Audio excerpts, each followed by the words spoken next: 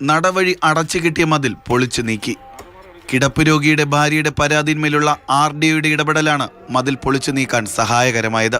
7 വർഷം ഞാൻ അവിടെ ജനിച്ചിട്ട് എന്നിട്ട് എൻ്റെ ഇതുവരെ ആർക്കൊന്നും തോന്നില്ല, എത്തുമില്ല. ഇപ്പൊ ഇത് ചെയ്തപ്പോ എൻ്റെ മനസ്സ് പോയി സാർ.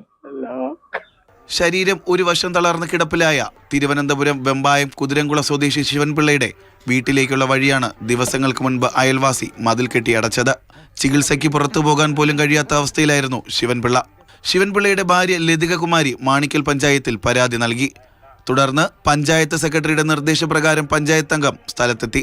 വഴിക്ക് കുറുകിയിട്ടിരുന്ന കവുങ്ങുതടിയും വശങ്ങളിൽ നട്ടിരുന്ന മരിച്ചീനിയും മാറ്റി വഴി വീണ്ടും സഞ്ചാരയോഗ്യമാക്കി. ഈ വസ്തു ഞങ്ങൾ വെളിയിൽ കൊടുക്കാതെ ഇരിക്കാൻ വേണ്ടിയിട്ടാണ്. ഞങ്ങൾക്ക് മത്സരമില്ല, അവർക്ക് വേണമെങ്കിൽ ഞങ്ങൾ കൊടുക്കാം.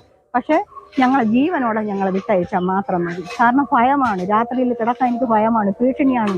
ശിവൻപിള്ളയും ഭാര്യയും ആശുപത്രിയിൽ പരിശോധനയ്ക്കായി പോയ സമയത്ത് അയൽവാസി വഴിക്ക് കുറുകെ മതിൽ പണിതു. വീട്ടിൽ കയറാൻ മറ്റു മാർഗങ്ങളില്ലാത്തതിനാൽ ലതകുമാരി നെടുമങ്ങാട് RDOയ്ക്കും വെഞ്ഞാറമൂട് പോലീസ് സ്റ്റേഷനിലും പരാതി നൽകി. തുടർന്ന് സ്ഥലം സന്ദർശിച്ച RDO ജയകുമാർ മതിൽ പൊളിച്ചു മാറ്റാൻ ഉത്തരവിടുകയായിരുന്നു. RDOയുടെ ഉത്തരവിനെ തുടർന്ന് മാണിക്കൽ വില്ലേജ് ഓഫീസറുടെയും വെഞ്ഞാറമൂട് SIയുടെയും നേതൃത്വത്തിലുള്ള സംഘം മതിൽ പൊളിച്ചു മാറ്റി. Jibin JB, Mathrubhumi news, Thiruvananthapuram.